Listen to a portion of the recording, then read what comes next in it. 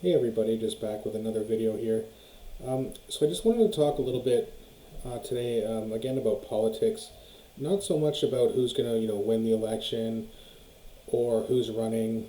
A little bit about that, but mostly what I want to talk about today is I think a lot of people who vote or participate in politics through journalism or however they want to participate, I think that a lot of people just don't realize that the government is supposed to be our employees, not the other way around. And it seems like the way that Trudeau behaves and the way that a lot of politicians behave these days, they think that they are the ones who are really in charge. No, we are the ones who put them in charge and we can get them out of there. Right? So we have to understand that the way things are going, it's almost like the politicians have become our boss. And that's not the way it's supposed to be. We are supposed to be the boss. The people who vote these people in and out of office are supposed to be the boss.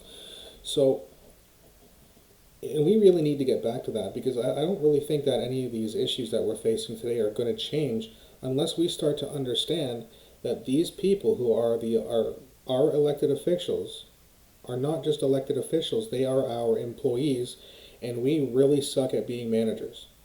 Because that's why they get away with it. Because we don't pay attention and we just leave everything up to them. And that goes for especially the people who want big government. If you want big government, you essentially want them to control everything. And as you know, if you've been watching this channel for a while, or if you know me personally, I do not subscribe to that. I don't think that should be the case at all. I want small government to serve us as we are needed, and then when they are finished serving what we need, as what their job is, that's what their job is to do, is to serve us when we need services. Do that, and then stay the hell out of our lives. Yes, you need some sort of regulations, but as little as possible. So, and what we need to do to get that is we need to make sure that we start holding these politicians accountable. If you go to vote for somebody or support somebody who has taken millions and millions, tens of millions, or even hundreds of millions of dollars from this big corporation, from big tech, big finance, big pharma, you should automatically not vote for them. Because anything that they're saying that they're going to do, they're lying. Because the only thing they're going to do is whatever their rich buddies want them to do. Because if they don't, they're going to take their campaign money and give it to the opposition. Now, if both parties stop taking these kind of donations, we are in control again instead of the absolute rich and powerful. Now, I know RFK Jr. has taken a donation from somebody who apparently used to donate to the GOP. And I think it was Kyle Kalinske who made a video about that, saying that he's taking money from the GOP now. And it's like, no. Former GOP donator. That doesn't mean he's still a GOP donator. Okay, if he's a former GOP donator, now he's donating to RFK Jr., that would make him a Democratic donator. Now, I do need to find out more about this person and who this person is, because this person has donated a significant amount of money. And I don't believe they're from like big tech or big pharma or anywhere like that, but still have a lot of money. That's still a lot of power, and it's still potentially a lot of say in what RFK Jr. does, even though RFK Jr. has promised not to, allow anyone to donate to his campaign who's going to dictate what he does. Now, I believe him when he says that, but I still want to look into who exactly this guy is who donated to his campaign. Now, to get back to why we need to make our government our employees again is because right now we don't actually have a democracy. And I know America is a republic, but you still have democracy within that republic. We're supposed to have democracy in Canada. That's why people constantly talk about democracy. Democracy is people voting in officials, and those officials are supposed to do what the people want, and if they don't, they get voted out. But we have something totally different now where the rich people are completely paying for our politicians. I've touched on this on other videos before, but I really want to hammer this home because it's so important that we make sure that we, from now on, do not vote for anybody who has taken major campaign money from major corporations, big tech, big pharma, big finance. It can't happen. It's been happening since the 80s. It's been going on way too long. And it needs to stop because things are getting worse. if you look at what's going on with mental health, with heart disease, obesity, the disappearing of the middle class, everything has gotten worse in those areas since the 80s. In the 80s is exactly when the government essentially decided to start taking this campaign money. And not to mention the military industrial complex, where they just get handed blank checks to them every year so they can go and blow up innocent people. I mean, it's just ridiculous what we allow these people to get away with. And then a lot of people will get upset with the government. Oh, how come they're allowed to do this? Because you let them. You vote them in, and then you don't vote them out. And then after you vote them in, you go, oh, now I'm going to complain. Why would you complain now? You voted them in. It's your fault. Complain before. And if there's no one to vote for, withhold your vote.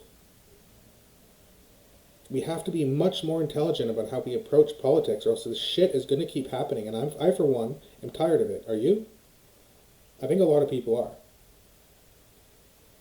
So let's actually make the change. And like I said, there's only a couple candidates who could really do this. Maybe three. Maybe. But you have, from the Democratic side, you have RFK Jr., Marianne Williamson, and then on the Republican side, at least so I've heard, I'm not sure, I'd have to do a little bit more research on this, but I believe that Vivek Ramaswamy is going to be paying for all or if not most of his campaign, and the donations that he's getting are from small donors. And that's fine. You want to get donations from the average people in small amounts? Fine. But no tens of millions of dollars from one person, because they have too much power that way. We need to change, guys. Before I keep harping on this point, but it's going to be too late very soon. I'm not trying to predict the end of the world or any crazy thing like that. I'm just saying that the 2024 election is important. And if we let the wrong person get in, what's going to happen to the economy? Is there going to be a world war? When's the Ukraine war going to stop? When's these other endless, stupid-ass wars going to stop? When we stop killing innocent people for the name of money? Which we've been also doing for, what, since the 60s? 70s? And we just keep letting them do it. We keep letting them get away with it. And I can't just sit back and not say anything anymore, because I always wanted to talk about these kind of things, but never really knew enough when I was younger, because I didn't care about politics too much. But now as I've gotten older, I definitely care a lot more. Even though I'm Canadian, I understand that when you have politicians who are competing for an election, and there's actually good candidates this time, then it does matter. Okay, when it was Obama versus, Mitt Romney, who gives a shit, because they were both bad. We thought Obama was going to be good, but let's be honest, they were both bad. So then it's like, okay, I don't care. Now I care. Because you have a guy like RFK Jr., who should be the next president. If he is the next president, things will change. If they don't, delete him, or he doesn't delete himself, as they'll put it. But you guys know what I mean. He's the only real candidate, maybe Marianne and maybe Vivek, but I'm so much more confident in RFK Jr., and if he could somehow find a way to be the next president, things could really change, not just for Canada, or America rather, but also Canada, also North America, and the whole world. Because if you take a guy like that who really cares about people, who wants to restore the middle class, who wants to stop killing innocent people, he wants to stop inflation, he's a pro-capitalist, free market capitalist, and he wants things to be kind of back the way it was in the 70s, in the 60s in terms of those areas. Of course, there were other issues in the 60s and 70s we had to, get past, but we're past that now. Right? Gay people are allowed to get married. Of course, racism still exists, but not to the extent that it did. So things are getting better socially, right? But financially, things are getting so much worse, and we need somebody who's fiscally responsible to be in office. And if Democrats, if you pick Gavin Newsom, you might as well just vote for Donald Trump. Personally, I don't think Donald Trump's going to get into office anyway. But let's just be honest. If it's Gavin Newsom or Donald Trump, is that what we're going to do? Because I've said it before and I'll say it again. RFK Jr. would mop the floor with Donald Trump. I don't even think the electorals will be close. I can see RFK Jr. getting between 3 and 350. Maybe I'm wrong. But I just don't see any way where Donald Trump would actually beat him. And if the people really want it, and the Democrats don't screw him over, which they certainly will, then we could, for once in my lifetime, and probably a lot of your lifetimes too, have a good president. And we can make the government our employee again.